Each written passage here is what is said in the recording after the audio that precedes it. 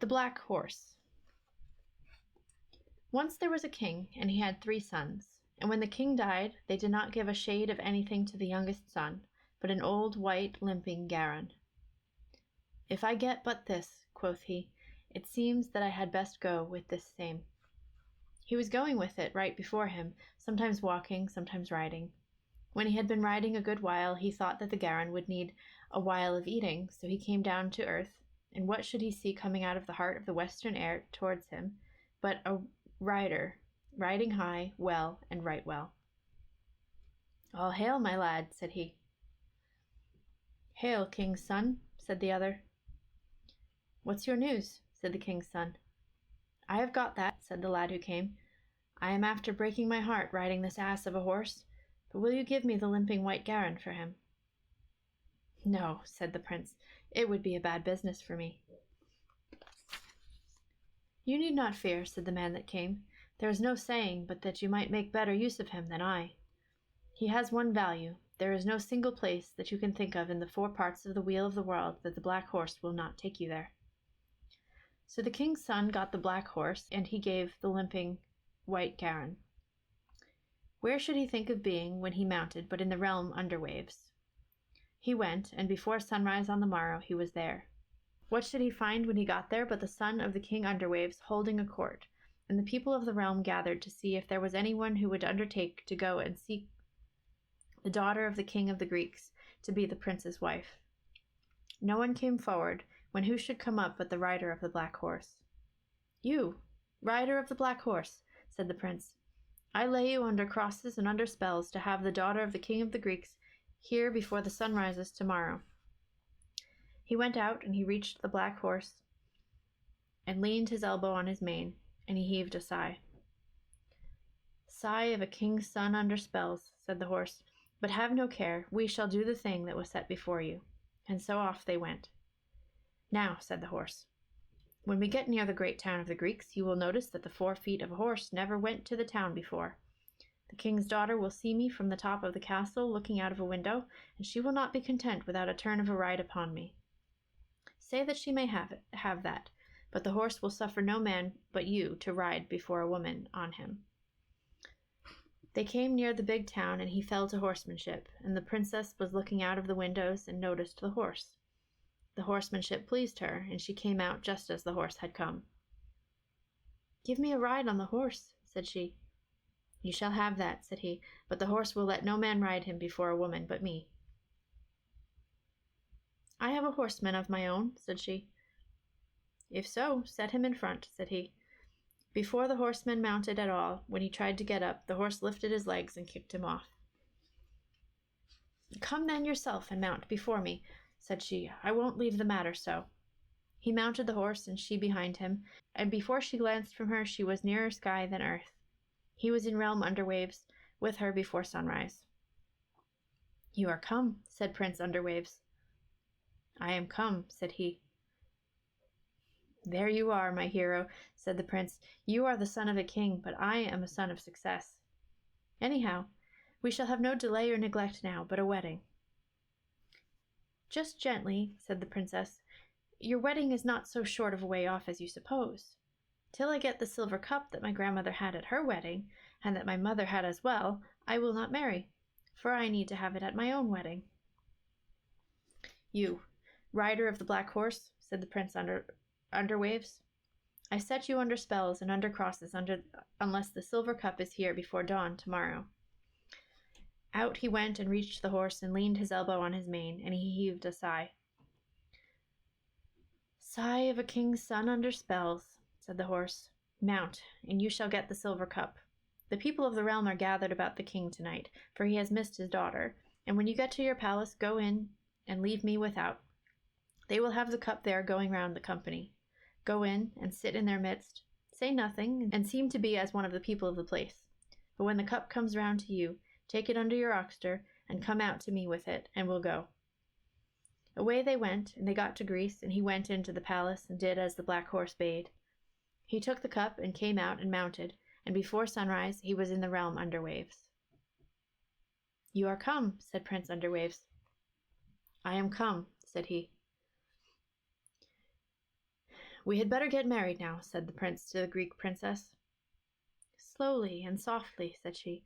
"I will not marry till I get the silver ring that my grandmother and my mother wore when they were wedded." "You, rider of the black horse," said the prince under waves, "do that. Let's have that ring here tomorrow at sunrise." The lad went to the black horse and put his elbow on his crest and told him how it was.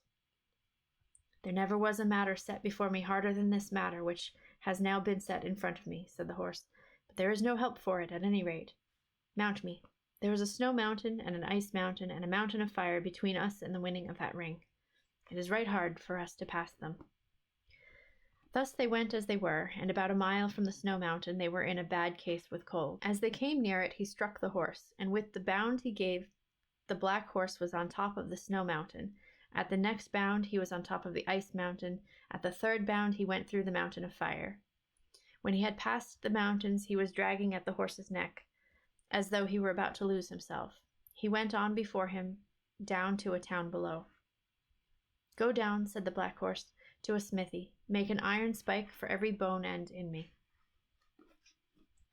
Down he went as the horse desired, and he got the spikes made, and back he came with them. "Stick them into me," said the horse, "every spike of them in every bone end that I have." That he did. He stuck the spikes into the horse. "There is a loch here," said the horse, 4 miles long and 4 miles wide, and when I go out into it, the loch will take fire and blaze.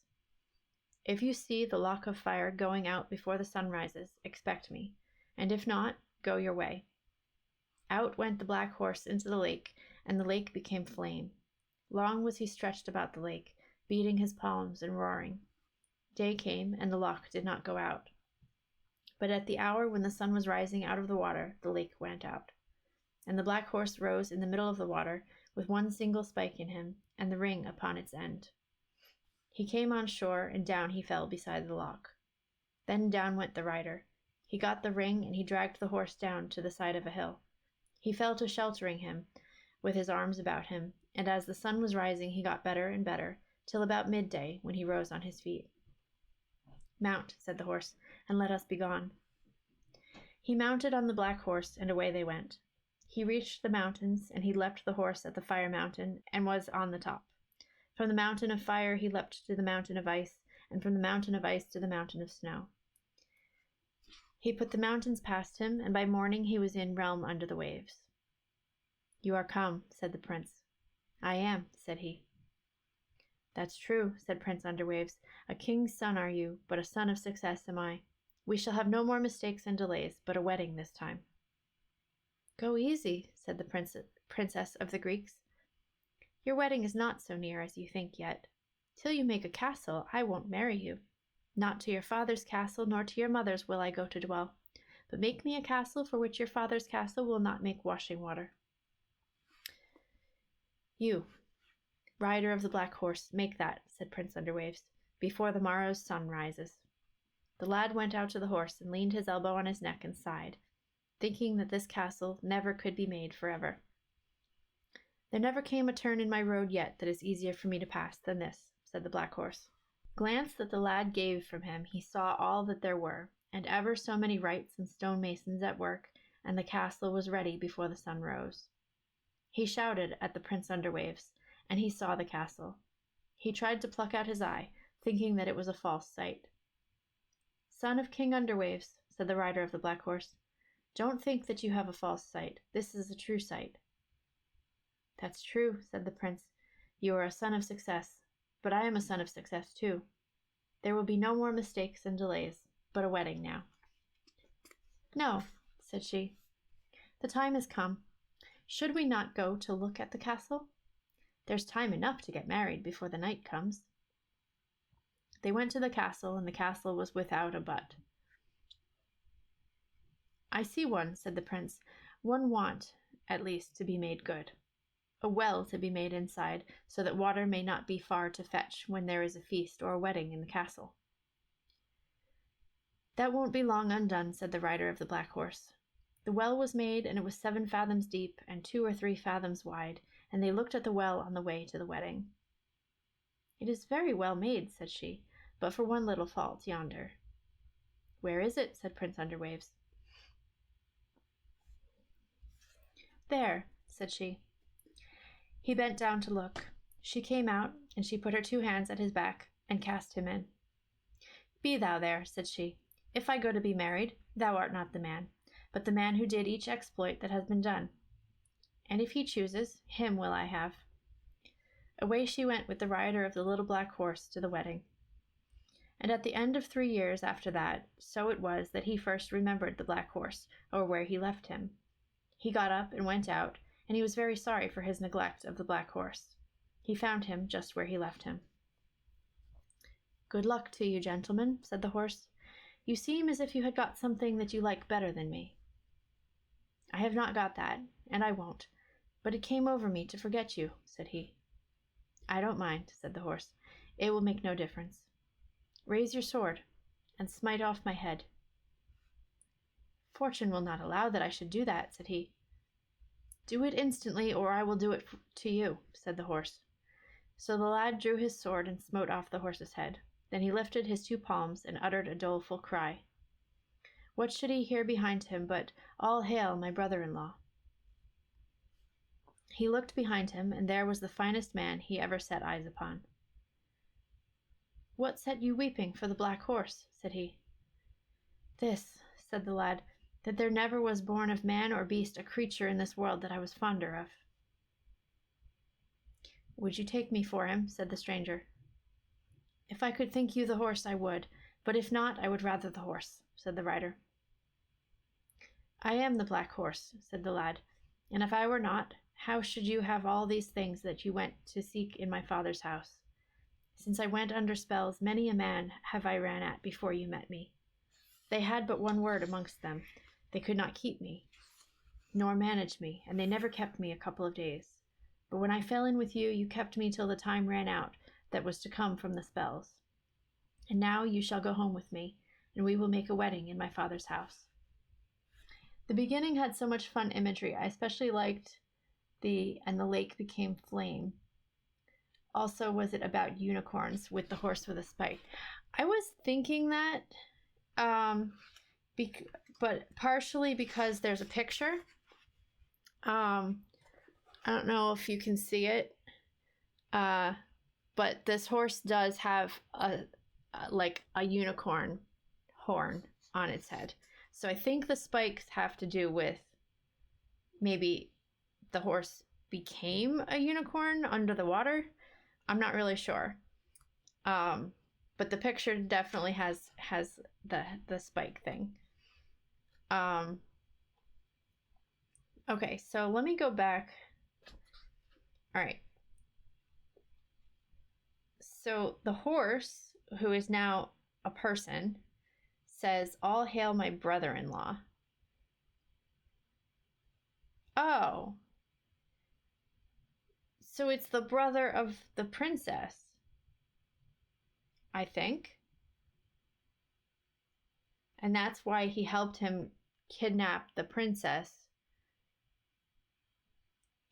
I don't know. My brain is just processing, and I think that's what I'm getting, because he says brother-in-law, so that would be either it would have to be the brother of his wife or the husband of his sister, but it doesn't say that he has a sister. We know he has a wife, so it's got to be her brother. So the horse helped him marry the princess because of that connection. Okay, I think I get it now. And if I were not, how should you have all these things that you went to seek in my father's house? Since I went under spells, many a man have I ran at before you met me. They had but one word amongst them. They could not keep me, nor manage me, and they never kept me a couple of days. But when I fell in with you, you kept me till the time ran out that was to come from the spells. And now you shall go home with me, and we will make a wedding in my father's house. Okay, so they're going to get, like, properly married. Because before it was kind of like eloping in a foreign country, and now they're going to go back. I have worked it out in my head. I have the story. I get it. It took me a while, but I got there. Alrighty. Thanks for clarifying. I needed to do it for myself because I had no idea what was going on. Um, yeah, it just sort of like it was clear and understandable, and I got it, and then just all of a sudden I was like, what just happened? I don't know what's going on. But we got there in the end.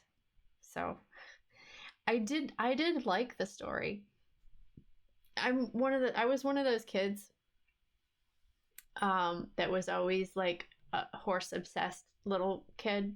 Like I had all these like horse figurines on the shelves, and I would read every book I could find, like Black Beauty and like all the horse books.